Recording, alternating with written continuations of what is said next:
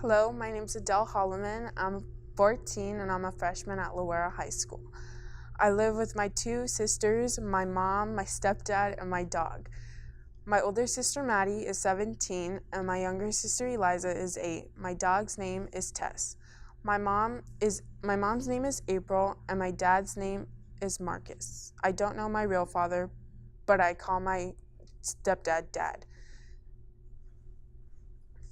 My favorite thing to eat is chicken strips. I love to bake and I play tennis at my high school. My best friend is my sister Maddie.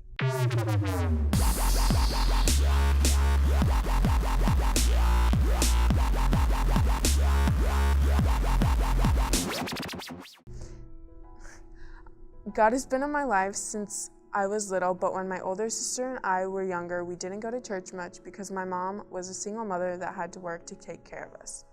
She got married when I was 5 and my sister was 8. She married a wonderful man named Marcus.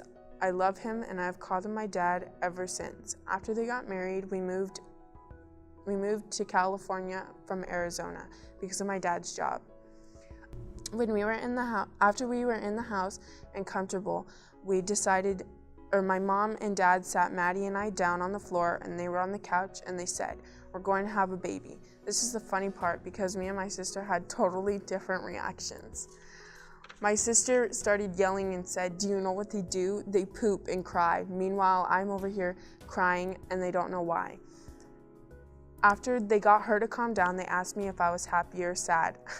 And I looked at them with tears streaming down my face and I said, "I'm so happy." After that, we had to move to a bigger house, and lucky for us, we found one right down the street from our old house. When I was around 9 or 10, my sister and I got baptized in front of the whole church.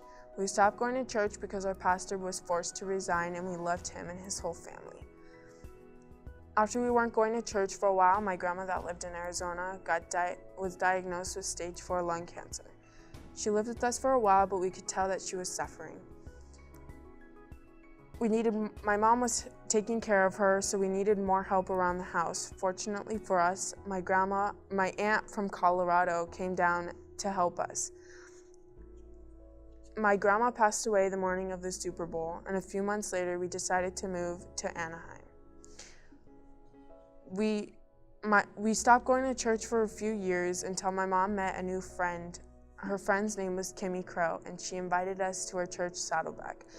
We started coming more and getting more involved. We took class 101 to become members of the church, and we also started volunteering in Saddleback Kids as leaders. I now call Saddleback Anaheim my church home. Now, I've been a Christian since I can remember, but I feel like I really started to connect with God when we moved to Saddleback. I feel like it is because I went to summer camp. I went to SSM summer camp, and when you go to summer camp, it is out of this world. You could not imagine anything better. I think it is especially because you can connect with other Christians. The music on the weekends is also a really big thing because I love to sing. My old church had music, but not like this. It was more for older people. One of my struggles is knowing that my dad didn't care enough about me to stay and take care of me. Instead, he moved to Mexico with his new family. It is difficult to forgive a person for that, and I thought it was a one-time thing where you tell yourself that you forgive a person, but you really have to mean it in order to move on. God has helped me to realize that I am loved and that I'm a very special person in my own ways. I have a wonderful Father that loves me and takes care of me as if I was his own. I won't lie, I'm not a perfect Christian, and I do things that maybe I shouldn't do. It is difficult to be a Christian and to show it, especially for teens. It is difficult because the people you hang out with influence you, and that is why you should be friends with as many Christians as possible. My two best friends are Gianna and my sister Maddie, and they are my best friends because I can trust them with everything in my life. This is also why knowing Jesus is good because you will always have someone to talk to and you will always be loved even when you feel like no one loves you. He will always be there for you, especially when you need him the most. Thank you for listening to my testimony, and I hope that it helps you to realize that you have a story too, and influences you to share yours.